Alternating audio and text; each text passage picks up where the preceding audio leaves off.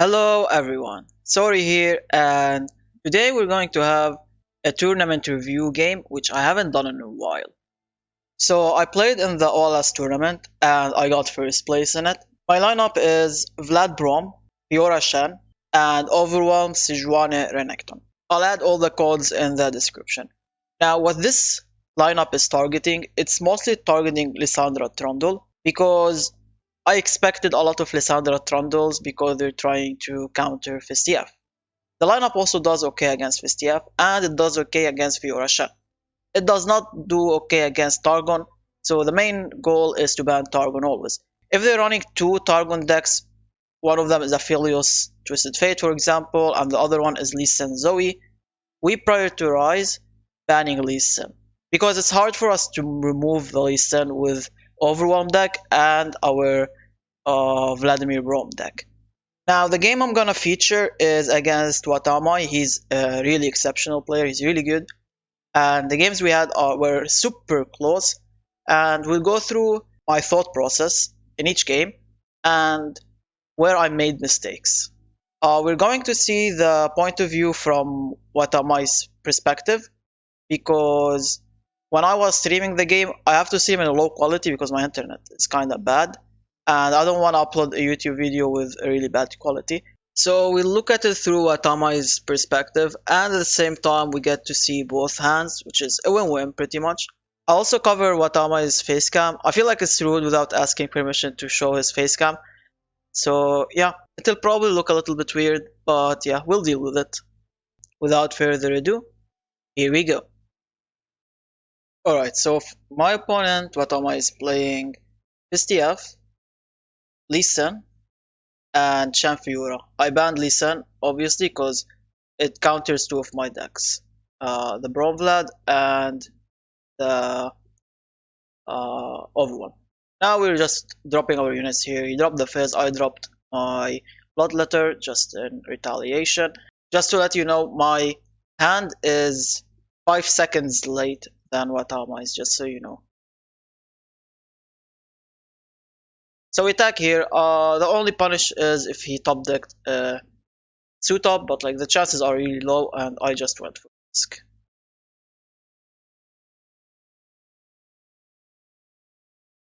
He played suit up here, which is kinda usual for TFs. He's trying to rush the matchup with his elusive units. He knows I don't have an answer for this. I dropped the Scar Grounds here, and we're looking to drop the Braum next turn. Braum now, and since right now it's not confirmed as a bug, but I assume it's a bug. I asked the admins of the tournament and they said it's fine, it's allowed. So this is allowed in the tournament, and we dropped Braum here. The Bloodletter triggers twice, so it gets double the effect.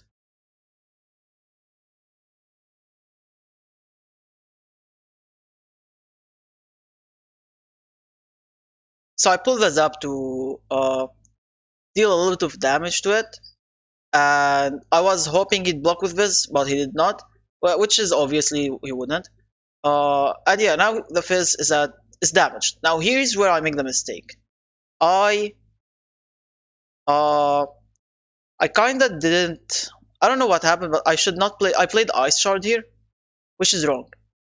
I wanted to kill the Zap, and killing the Zap is okay. That's alright. That's a good play. We dodge 2 damage this turn, and we dodge 2 damage next turn, which is really good. I should have played Scorched Earth instead of Ice Shard. Ice Shard is not the play here. What I was thinking is I kill the Zap, I buff all my units. He's probably gonna play TF because he has 4 mana, and then we attack for a lot of damage, and hopefully we draw another Ice Shard or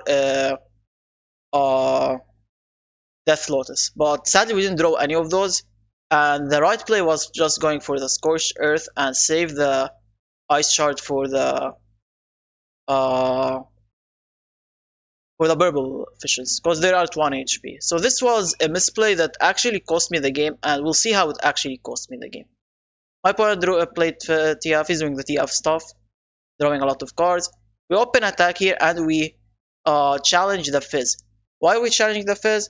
Because we do not, at this point we do not care if Twisted Fate levels up. He is not a threat anymore for us. The threat is Fizz, his elusive. We want Fizz dead.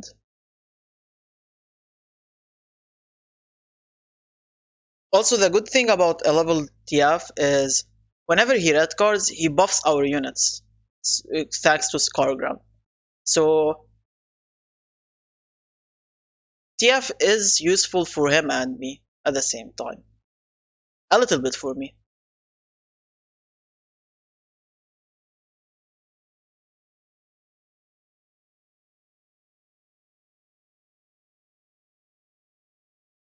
Watama here is trying to block take the least amount of damage. I'm dropping him a lot, and possibly next turn I end the game. What he doesn't want to happen here is to get his red card, because red card means he's gonna take more damage. What I have in my hand is the Disciple. I probably should have dropped her before this attack.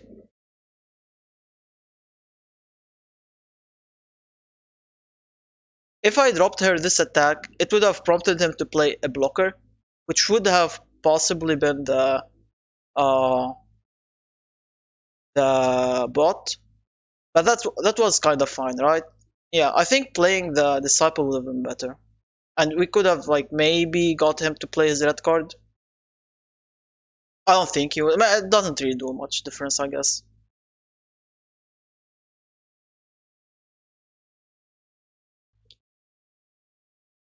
So now we have two Scorched Earth in our hand, so it's kinda...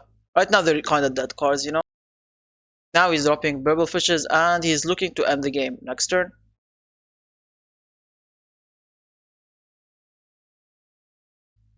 So here is how I kinda threw it. Let's say I didn't play the Ice Shard, I played Scorched Earth instead of Ice Shard. My opponent wants to go Mind Meld here, right? We would have played the Ice Shard, removed two of the elusive units, one of them would have stayed, and it would have been an 8-8, but it would have been damaged because of the Ice Shard. I believe it would have been damaged. I'm 99% it would have been damaged. Then we play Scorched Earth on it. We take no amount of damage here, and we end the game next turn. Like, this matchup is slightly unfavored for me, but it is winnable. So I kinda threw the game there. Game 2, Vlad Braum, Shen, Fiora. We'll go through them really quick, but I think I made one misplay in this game. It's possibly a misplay, not 100%, possibly a misplay.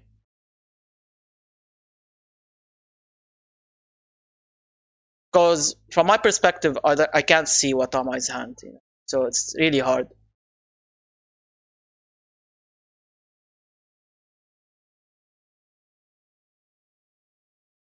So right now, I don't want to play the Bloodletter because it's a free kill for Fiora. So he dropped Fiora here. If I dropped Bloodletter, it would have died if I dropped it at 1. Immediately. So right now, I possibly take the pass here, right? Yeah. I take the pass, I don't want to do anything. I'm leaving the initiative to him. He took the pass, I'm happy with that, that's fine. I lose 1 mana. We drop the Bloodletter here. He could single combat the Bloodletter, but I have a Troll Chant in hand. Or a Ice Shard.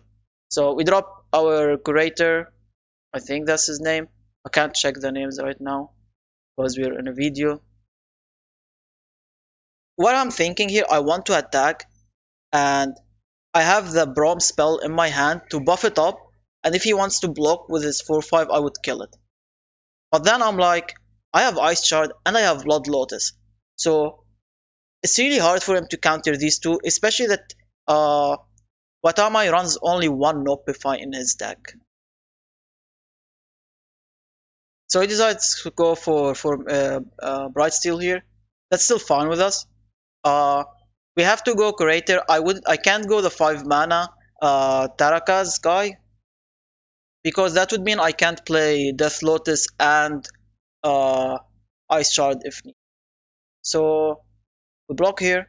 It's fine with us, and we play Ice Shard. I'm fine with sacking my units because I'm gonna get 2 more extra units. And the important thing is, Watama does not run a formation in his deck. So late game, I win so easy because there is no formation. I just have to stall, I have to get more units, and I win.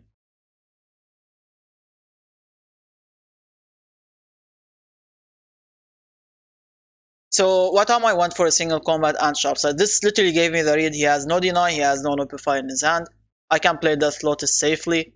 He could have another single combat, but that's fine. Like we can't do anything about it anymore. So with this we are removing all threats on the board. We are getting 4 extra units in hand. I think 4 or 3. Actually 3. We're getting 3 extra units in our hand. And we have a 6-2 on board. So we're looking very favored here. And we got our 7 mana Basilic Bloodseeker, which is really good if it's comboed with remove a unit. So I dropped the 2-drop here. I want to create a board against my opponent, and at the same time I want to get more units. We take the attack. I know he's gonna block. We don't have a ping for the barrier, and that's fine. We don't really mind this happening. I could have troll chanted here, but I'm like, I have a lot of units in my hand. This 10-2 isn't going to do too much. It's gonna get blocked every time. I would rather defend an overwhelm unit that could end the game. So I let it through, and we just pass. And at the same time, I'm telling my opponent, oh, I don't have a troll chant. So my opponent thinks I don't have a troll chant now. Now I go for the Basilic because I don't want the Fiora to stay on board. And I use it on the 3-1, not the 5-5, because I want the 3-1 buffed enough to be able to trade with the Screeching Dragon. What Ama here is trying to do is he's trying to stop it with his Concerted. But the skill ability does damage to both units, and it's gonna happen regardless. Whatever you do, it's gonna happen unless you deny it. So this effect is gonna go off. He misplays here. He should have played. What he wants to do is kill the 7-4, the overwhelm unit. He does it after this happens, so I can counter it with Troll Chant. Okay, so he does it here. And now I can Troll Chant. I keep my unit alive, and I'm looking to have a really strong open attack next turn. Yeah, he figured out. He noticed his mistake. I guess it tilted him a little bit, but yeah. This was over here. It's a 1-1 for both of us. The last game that decides the winner is Overwhelm against Fiora Shen. Now, Overwhelm is a little bit favored, but you know Fiora Shen, they can still win. He runs, I believe he runs, let me check. He runs 1 Spirit Refuge, and he runs 3 Ages in his deck. And we'll talk about one massive decision that won me the game. So his hand is looking really great here. He has Fiora and Shen. Aegis is really good. The thing is about my deck, I do not have any pings for barrier. So he could actually win off of Fiora in this matchup.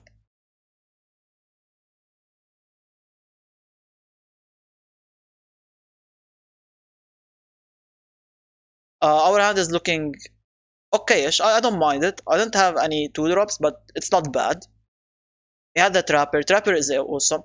I was hoping I would get a Troll Chant in this matchup. Troll Chant is game-changing against Fiora Shen.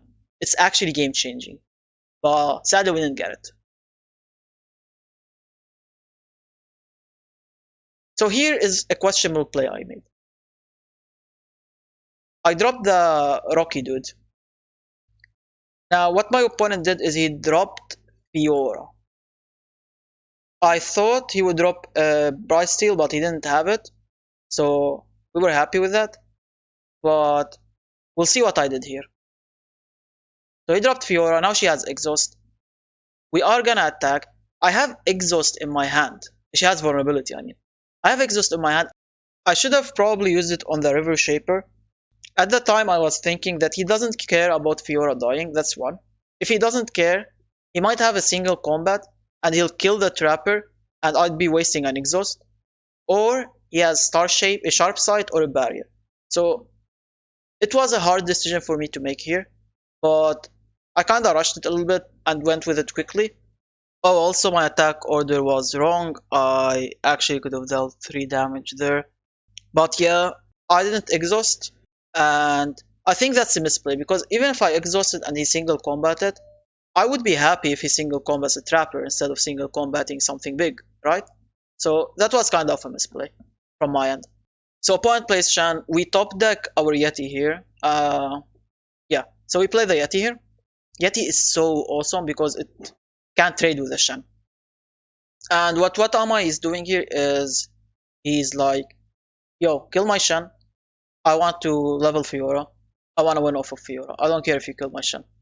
So I got the read that he's going for the win condition on Fiora. And the issue is we do not have a troll chant to slow her down. And that's an issue. So we drop our other Yeti here. And so we have two decisions. We either Alpha Wild Claw or we play Sejuani. If I Alpha Wild Claw and he plays a post, I'm in a lot of trouble. I lose a unit. Fiora is at 3 stack. She needs one more. So we play Sejuani. We freeze the Fiora. We do not freeze the Tutu, even though Fiora already has a vulnerability. But we want to freeze her so she doesn't kill anything this turn.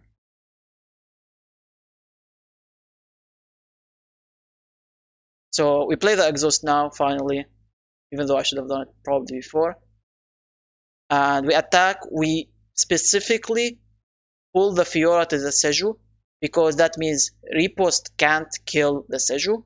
And even if he combos it with Sharp Sight, which he has in hand, he can't kill the Seju. He would have been able to kill any two of my units there. So this is a good play. I am glad I went for this play. I didn't go full Pepega in that game, in that turn, because that turn I could have thrown the game if I made one mistake. So now comes the hardest decision in the game, and I was kinda lucky. Let's talk. What Watamai did here. Watamai has 9 mana. He decided to play a Sharp Sight and attack the Yeti. Now what this told me is that he might have in his hand 2 ages. He runs 3 of them. He might have 2, and he could possibly be planning to play them, both of them, or at least one of them. If he plays one of them, I lose. If he plays 2 of them, I lose. Regardless, I have a Fury in my hand. I have a decision. Either I play it now. If he has another repost, I just lose the game. He already played 1 repost. He runs 2 reposts in his deck. I wasn't sure if the repost was from a Fiora. I actually forgot in that matchup. I forgot. So I wasn't sure if he has a repost in his hand, but there was a high chance he has it. But him going for the Sharp Sight kinda tells me he doesn't have a barrier, because he could have ended the game at that point by just playing a barrier and then playing Aegis. So I made the decision to go for the Fury, because if he has the barrier, I lose regardless. I'll either lose this turn or I'll lose next turn. It does not matter. I'm gonna lose. I don't have an exhaust to pull Fiora to the end. I don't have anything. I'm not gonna rely on top deck. Either I win here or I lose. I played the Fury. He didn't have anything, so we were lucky. He could have actually countered it with a barrier or with a concerted strike. So we had the read that he doesn't have a concerted strike. And now I'm pretty much in a massive advantage just by removing Fiora off of the board.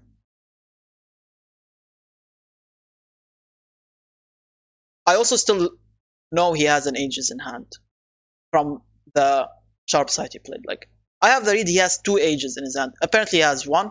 I thought he has 2. So because I top decked a Fury, I was able to attack like this. I top decked another Sejuani, which turned the Fury, of course. I was able to attack with everything and trade with his uh, Cithria. And we already know, we have read that he has no barrier in his hand. So it was an easy attack. Unless he top decked it, of course. That's different.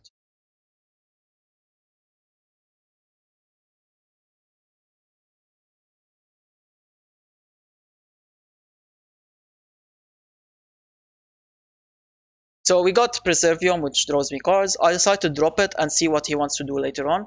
He could attack, he could pass. That was pretty much his decision. So he has still 4 mana up. I know he has the Ages. I already made the decision that he has 2 Ages in his hand.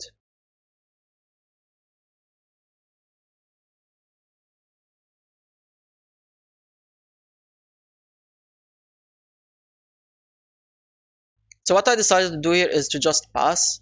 Let him do whatever he wants to do. I can take 6 damage. That's fine.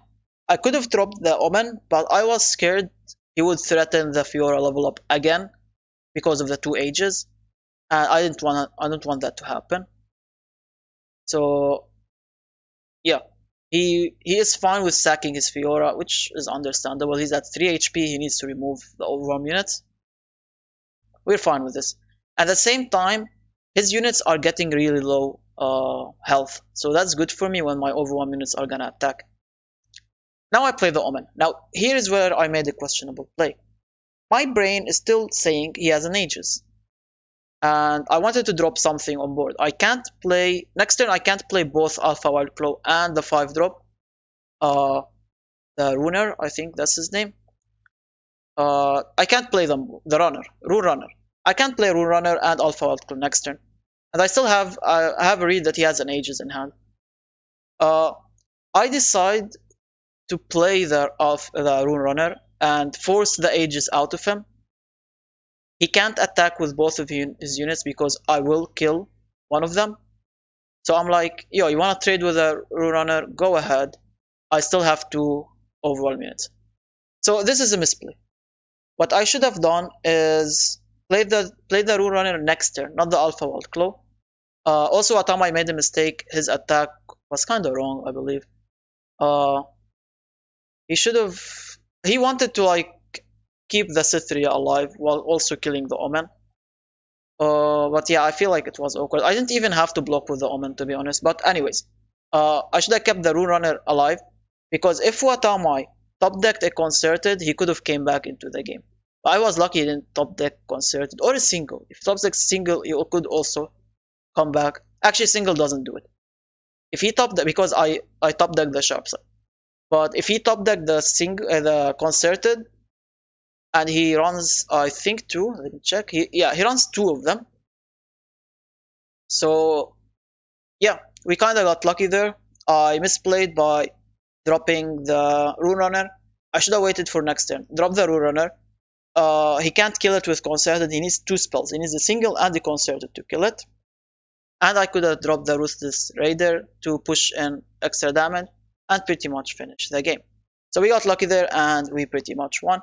And this is pretty much this was the top 4 game, which was one of the hardest decision making in the game. Watama is really good at the game, and he's really consistent, and one mistake can cause you the game. Here I was a little bit lucky, and Watama also made some mistakes, and so pretty much evened everything out. But yeah, this is about it. Hopefully you enjoyed the video. I'll see you in the next one. Take care and goodbye.